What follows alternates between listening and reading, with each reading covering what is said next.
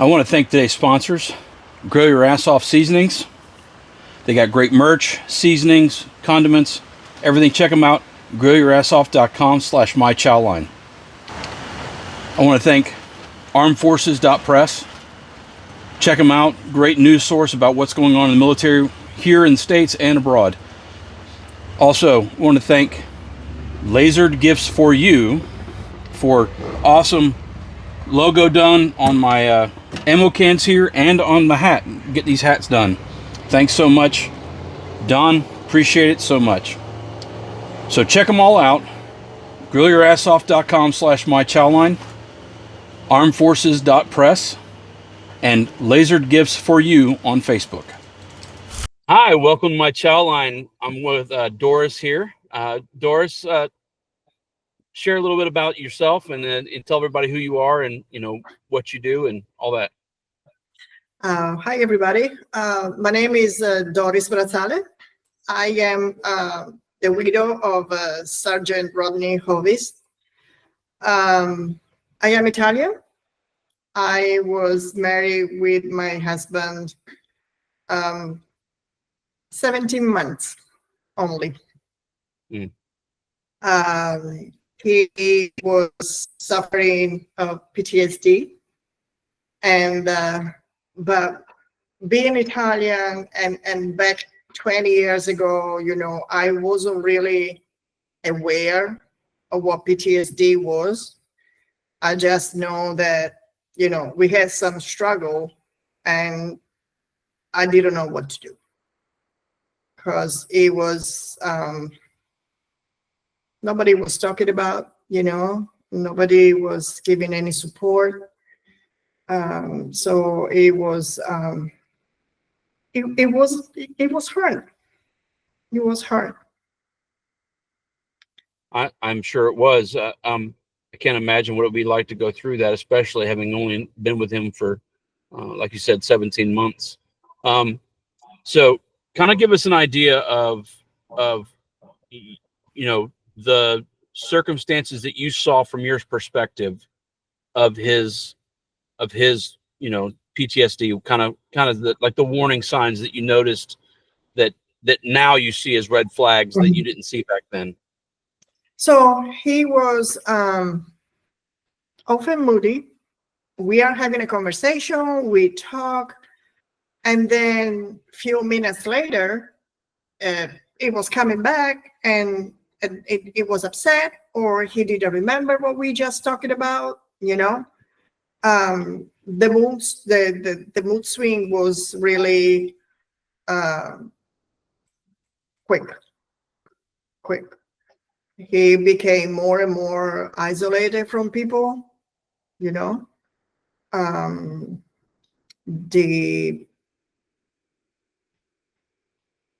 anger, if I can say, Mm-hmm. and the pain. And I don't know what was going on. Okay, so he didn't talk about any of the things that he was thinking about, or any of he didn't express anything as far as like the loss of his buddies or what he saw. No, there was a few times he didn't like to talk about it. My husband was deployed the first time in Iraq, so 20 plus years ago. And then he had a few tours in Bosnia and Kosovo. So my husband was a tall, square, I always say, guy. Yeah. He was telling me once about Kosovo, and he was crying. He said, "We'll never forget." And he never wanted to talk again about it.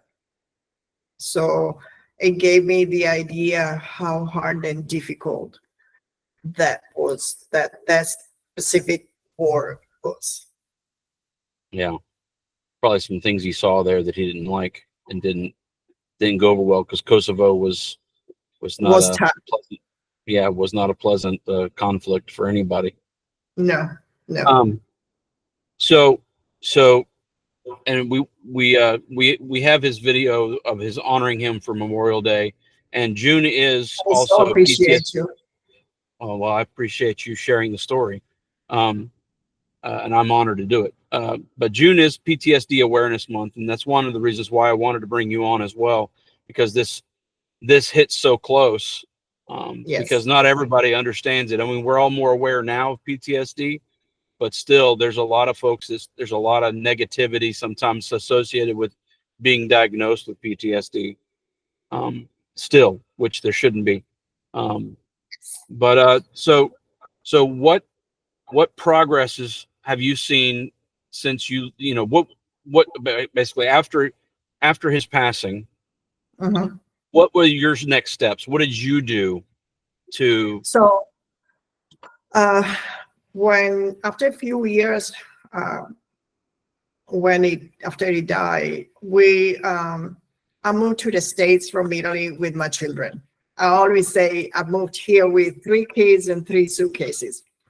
So here, there's more military in your everyday. You meet in a church, you go to the store, your next door neighbors. So it's something that is more common to see, rather than for me being in Italy in an Italian community, it was a little bit more separated. And I realized that I was not the only one going through that, you know. Um, I am very alert and I can recognize sign. I pay very attention to um, how my friends talk, you know, what is the tone of the voice of the words that they use. Um, I see there's still a lot of stigma around it. There's still a lot of shame. We are working, we are making progress for that, but it's still embarrassing. You know, I can tell yeah that it's still embarrassing. It takes a lot of courage and I am so proud of those that come out and say, "Hey, I need help." You know, because when you are at home, I would say, I know what happened behind the closed door. You don't right tell anybody. You don't. I was embarrassed.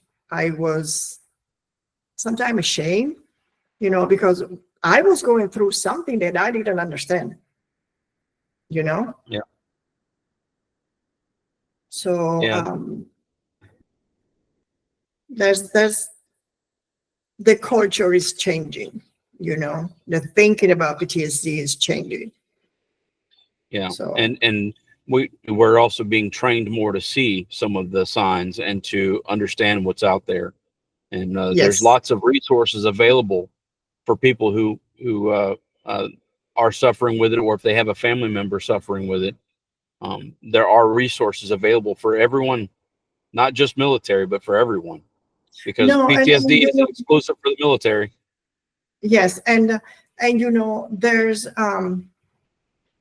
it's not only the soldier or the veteran that suffer from PTSD, because the whole family is involved. The children, they see the parents going and see the dad or the mom going through. So it's a ripple effect, it starts from the person and then it goes. I'm always say the whole family is affected, not only the soldier.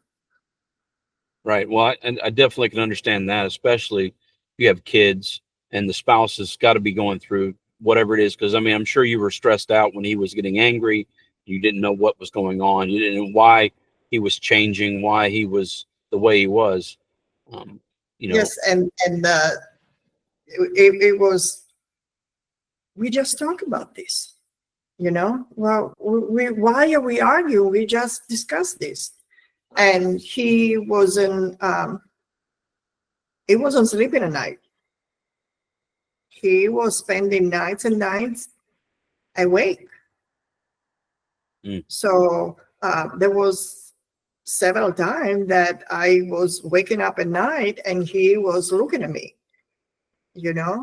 and so sometimes it was very uncomfortable because he didn't talk. yeah. that could be scary because you don't know what's going on.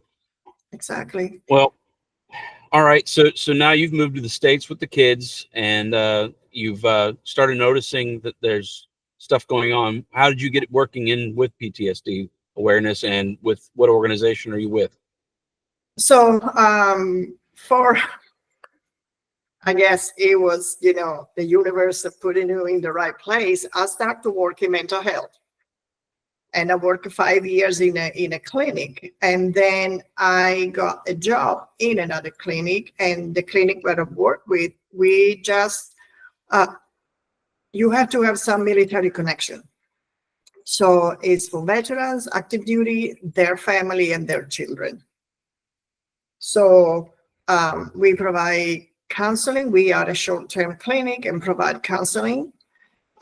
We have almost 95%, if it's not 100%, of our clinician and people working is somehow military related. They are veterans or daughter of a veteran, they are spouses. So they know,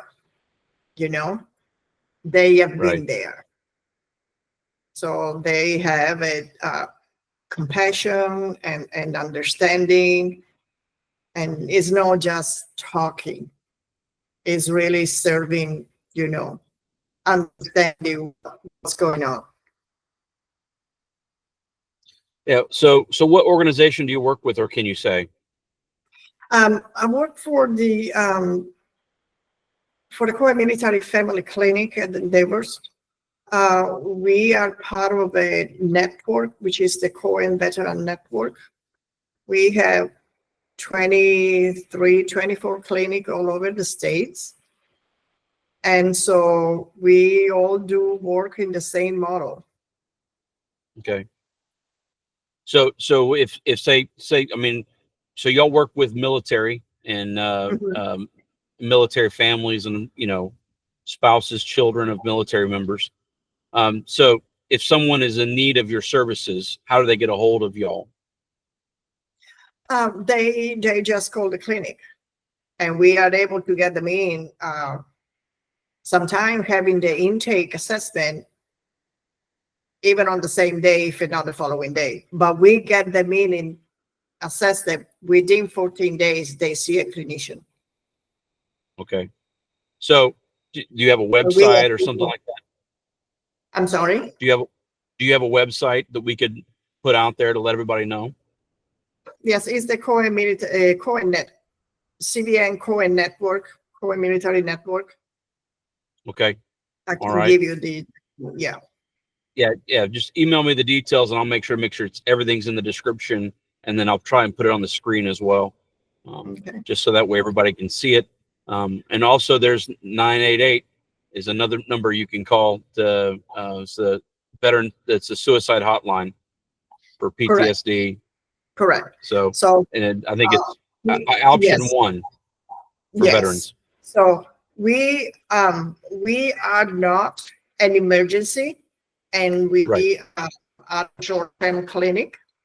But if you are in an emergency, either you call the hotline or you go to the nearest ER, and then they assess you.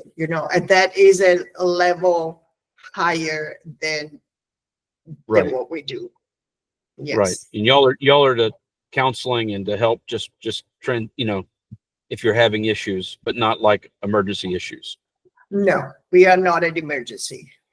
Yes. Right. And when you are in crisis, it's always recommended to go to the nearest ER. They will assess you, and they can get you, if you need to be hospitalized, they can get you taken care of. Awesome. Well, is there anything that you can share from your experience and from what you've seen as working in the field to help families and soldiers that might be struggling to understand some of the things they're seeing, to better understand what's going on, and to make sure that they get help? Any advice you can give? And the first thing is, having the courage to recognize that you need help. That would be the first thing, because there's some spouses say, hey, can you call my husband? He needs to services. We cannot do that. You know, the person needs to agree to be to start services. So even if it's couple therapy, for example, we need to talk to both of the side of the couple, and both needs to agree to be in services. You know, Right. you need to have the first step that you need that you need help. But we had, you know, we have a high rate of success, you know, and see people when, you know, there was a veteran that came in, he had 77 months deployed and three Wow. and three medal of no medal of honor and 3 Purple Heart. The impact Wow. that those 77 months, it was deep. Well, I'm sure it was. That's a lot of time away from family, being in that community, and then it's one of those things. The other side of the coin is sometimes it's not even what you saw; it's the fact that you're missing that camaraderie and that lifestyle. It's different when you come back here, when you're live with all those guys 24 hours a day, and then you come back here and you've got to change back to a different routine, and it's sometimes difficult. Yes, and I hear my friend, you know, because we are involved with the brigade, and that is one of the things that they miss. You know, you miss your support system, you know, because you get separated, and it's understandable that, because you went through everything together, and now you got to do it by yourself. Yeah, and it's not like the old days when they used to take guys from the same town, and you would all serve in the same unit, and then that way when you go back home you were with the same guys, and you got guys from Alaska to Florida. Exactly. Yeah. Well, any other final thoughts you might have that you would like to share? Well, I think that if you want to, you know, there's several associations get into sport. Get into something that can help you to clear your mind, you know. And I know, for example, there's a Stop Soldier Suicide. They do provide therapy and counseling, but also they do rides, they do challenges, you know. There's another group that offer retreat for veterans. And so the more, to me, that you get connected, the more you find the support, the mentoring, you know, and there's a lot of good people out there. They are really care about our soldier and about our veterans. Absolutely. And one of the programs that I've worked with and done stuff with is Round Canopy Parachute Team. We jump out of airplanes or airborne guys. Even if you've never jumped before, you can go and hang out for a weekend or a week and hang out with these guys. And it's a lot of these guys, you know, they can't wait for the next time to get back together to hang out. Even if you don't jump out of an airplane, it's a great place to hang out and spend time with veterans. And then there's another group called Intrepid Care out of Texas. They help try to get soldiers out of their own headspaces and take them and do things with them, like take them fishing or hunting, or go to a hockey game or a baseball game or a football game, or just helping them get out of their own skin for a while. And part of my channel, the reason I started my YouTube channel was to try to help teach outdoor cooking and barbecue for veterans, because eventually I'd like to do a veteran barbecue camp where we bring them and have them, you know, teach them how to cook barbecue and stuff like that, because it's kind of hard to, you know, get inside your own head when you're worried about maintaining temperature and checking the meat on the fire and stuff, you know, because barbecue takes a long time. Sometimes doing a brisket, that's a 12 to 16 hour cook. So you got to you know, it's a way to get out of your own head for a little bit. So Yeah, yeah. programs I like that. Yes, I can tell that. For example, I'm involved with the 173rd, and I am a co-chair for the Gold Star Family Program for the 173rd. The brigade does every year an annual reunion, and so it's always nice, see my brothers, because they are my brothers. I met people that they knew my husband, and for my youngest daughter, that she was 8 months old when he passed. Meeting someone that knew her dad is absolutely, it's so important. Oh yeah. She hasn't missed a reunion in 10 years. She does whatever it takes to attend the reunion, because she has a lot of daddies that, Absolutely. That's awesome. yes, yes. Well, I appreciate you taking time out of your day. I don't want to take up any more of your time, but I appreciate it. And I want to help get this message out there. And thank you for sharing your husband's story, and thank you for sharing your story. Thank you. Thank you for what you do. It's really important. And if you need anything that we can work together, I'm available. All right. Well, thank you so much. And I will make sure and tag all the information about your organization on the screen and in the comments. And I just appreciate it. And thank you for your service and for your sacrifices that you went through with your husband and his service. So my condolences to you and to your daughter and to your family. Thank you so much for all you do. May God bless you. You too. Thank you, everybody. Bye. All right. Goodbye.